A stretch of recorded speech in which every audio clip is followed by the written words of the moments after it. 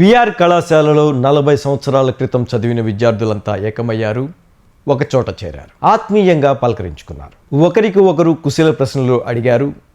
VR కళాశాలలో ఆ బ్యాచ్కి చెందిన నెల్లూరు రూరల్ ఎమ్మెల్యే కోటంరెడ్డి శ్రీధర్ రెడ్డి కూడా ఇక్కడకు హాజరయ్యారు. ఆయనే సెంటర్ ఆఫ్ అట్రాక్షన్గా నిలిచారు. చిన్ననాటి జ్ఞాపకాలను నెమరవేసుకున్నారు.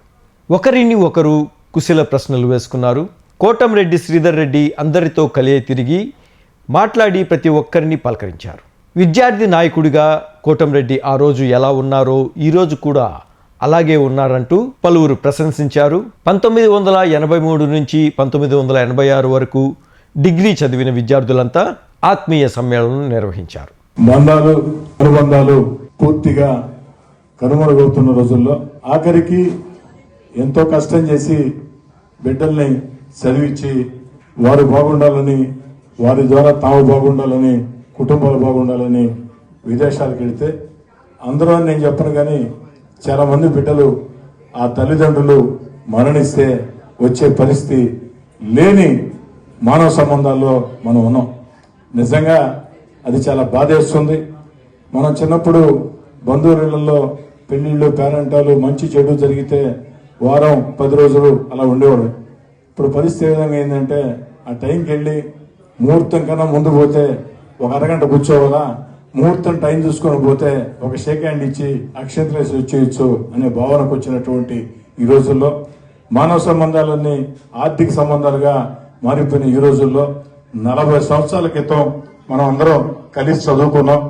ఈ రోజుల్లో అంటే జీవితం మనకి చాలా నేర్పింది. బాధ్యతలు, చాలా అనేక రకాల కష్టాలు, ఇష్టాలు, విజయాలన్నీ.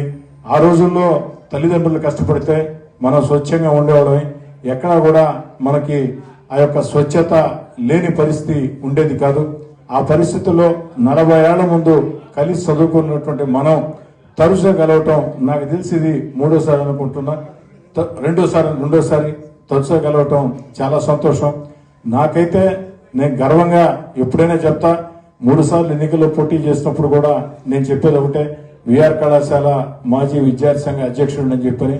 ఏ గ్రామానికి వెళ్ళినా నెల్లూరు రూరల్ నియోజకవర్గంలో కానీ, నెల్లూరు జిల్లాలో కానీ ఎక్కడో ఒక దగ్గర ఎవరో ఒకరు అమ్మాయో అబ్బాయో వచ్చి మేము విఆర్ కళాశాల చదువుకున్నాం, మీ క్లాస్మేట్ అనో, లేకుంటే మీకు జూనియర్ అనో, లేకుంటే మీ సీనియర్ అనో చెప్తూ ఉంటారు. ఇటీవల కాలంలో మొన్నటి ఎన్నికల్లో నాకు 3 ఎన్నికల్లో పెద్ద సవాల్ ఎదురుగాలేదు. కానీ మొన్నటి ఎన్నికల్లో 1,000 కోట్ల కోటీశ్వరుడితో నేను పోటీ చేసిన పరిస్థితుల్లో నా యొక్క కుటుంబ సభ్యులు అంటే నా భార్య, నా 2 కుమార్తెలు కూడా ఒక 7 నెలల పాటు నియోజకవర్గంలో ఇంటింటికి 1-2 సార్లు తిరిగేదానికి వెళ్ళినప్పుడు నా కూతురు నుంచి నాకు చెప్పారు, నువ్వు ఎందుకు డాడీ అనవసరంగా ఎలక్షన్ ని చాలా సీరియస్ గా తీసుకుంటున్నావు, ఆ పరిస్థితి లేదు. 4 ఏళ్లకి ఒక ఇంట్లో మాకు ఎవరో ఒక తగులుతున్నారు, శ్రీధర్రెడ్డికి మీ సీనియర్ ననో జూనియర్ ననో మాకు తెలుసనో, కేఎస్సీ కాలేజీలోనో సర్వోదయ కాలేజీలో ఇటు 4 ఏళ్ళకి ఒకరు తగులుతున్నారు, మీరు ఎందుకు అనవసరంగా సీరియస్ గా తీసుకుంటున్నారని చెప్పని. అంటే అంతటి ప్రజా సంబంధాలని విఆర్ కళాశాల నాకు ఇచ్చింది. విఆర్ కళాశాలలో చూపించినటువంటి, నేర్పించినటువంటి ఏదైతే ఆ రాజకీయ పాఠాలు, పోరాటాలే నా జీవితంలో ఈ జిల్లాలో ఉండే పెద్ద రాజకీయ కుటుంబాలని. ఎందుకంటే పదే నాకు మాట చెప్తూ ఉంటా, విని ఈ మాట రూరల్లో చాలా మంది బోరు కొట్టి ఇంకా దొద్దు సార్ ఆపేయండి అని చెప్పి పరిస్థితికి వచ్చారు. మీరేంటో కొత్త కాబట్టి మళ్ళీ చెప్తున్నా, నా తండ్రి ఎమ్మెల్యే కాదు, నా తాత మంత్రి కాదు, 100 కోట్లు 1000 కోట్లు ఆస్తులు ఉండే కుటుంబం కాదు, కష్టాలు నష్టాలు కన్నీళ్లు ఉండే ఓ సామాన్య మధ్యతరగతి కుటుంబీకుడిగా దేవుడి దయ వల్ల, మీలాంటి స్నేహితుల ఆశీస్సుల వల్ల ఈ యొక్క ప్రజా జీవితంలో కొనసాగుతూ ఉన్నాం. అందుకే ఈరోజు ముహూర్తం చాలా మంచి ముహూర్తం. నాకే కాదు, మీకు కూడా చాలా రిసెప్షన్లు ఉంటాయి. అయినా కూడా ఎన్ని రిసెప్షన్లు ఉన్నా కూడా ఖచ్చితంగా ఈ కార్యక్రమం అటెండ్ కావాలా, మీతో కనీసం 10 నిమిషాలను గడపాలని చెప్పని ప్రత్యేకంగా రావటం జరిగింది. 5 గంటల నుంచే నేను ఫోన్ చేస్తూ ఉన్నా, రమ్మంటే వచ్చేస్తాను, కాస్త ఆడే ఉంటానని చెప్పని. కాదు, కరెక్ట్ 7 గంటలు రమ్మని చెప్పారు. అందుకే 7 గంటలకి రావటం జరిగింది. ఇక్కడితో ఇది ఆగకుండా భవిష్యత్తులో కూడా ఇలాగే కొనసాగాలని, మన ఏదైతే ఫేస్బుక్, మన సోషల్ మీడియా చూసినప్పుడు, ఫోన్లో చూసినప్పుడు ఆ విఆర్సీ గ్రూప్ అనేది అప్పుడప్పుడు ఖాళీగా ఉంటే చూస్తూ ఉంటా.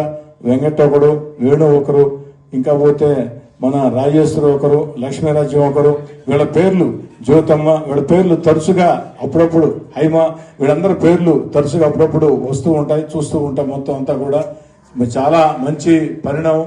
ఇదే విధంగా మనం బతుకున్నంత కాలం, ఎంతకాలం ఉంటామో ఎవరికి తెలియదు. బతుకున్నంత కాలం మన మధ్యలో బంధం ఇదే కొనసాగాలని మీ ఒక మాట అయితే చెప్తున్నా. మీరు ఎక్కడ ఉన్నా, ఏ ఊర్లో ఉన్నా సరే, నెల్లూరులో మీకు బంధాలు, బంధుత్వాలు, అనుబంధాలు, స్నేహాలు, పరిచయాలు విస్తృతంగా ఉంటాయి. వారందరికీ కూడా ఎలాంటి, ఎప్పుడు ఏ అవసరం వచ్చినా ఖచ్చితంగా మీకంటూ ఓ ఎమ్మెల్యే కాదు, మీకంటూ ఓ కుటుంబ సభ్యుడు ఉన్నాడని చెప్పని ఖచ్చితంగా మీ పేర్లు చెప్పి నా దగ్గరకు వచ్చినా కూడా దాని పట్ల ఖచ్చితంగా స్పందించి ప్రత్యేకంగా చాలా ఇష్టం విఆర్ కళాశాల అంటే.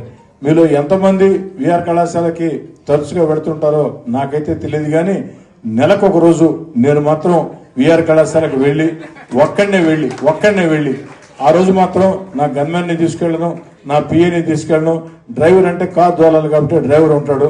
నేను ఒక్కడనే వెళ్ళి కారు ఆపుకొని ఆ మూల నుంచి మూల దాకా అన్ని సెక్షన్లు, లైబ్రరీ, అటు విఆర్సి వెనక, అన్నిటికంటే మించి రామసుబ్రహ్మణ్యం గారి రూము, అవన్నీ కూడా ప్రత్యేకంగా చూసుకొని వస్తూ ఉంటాం.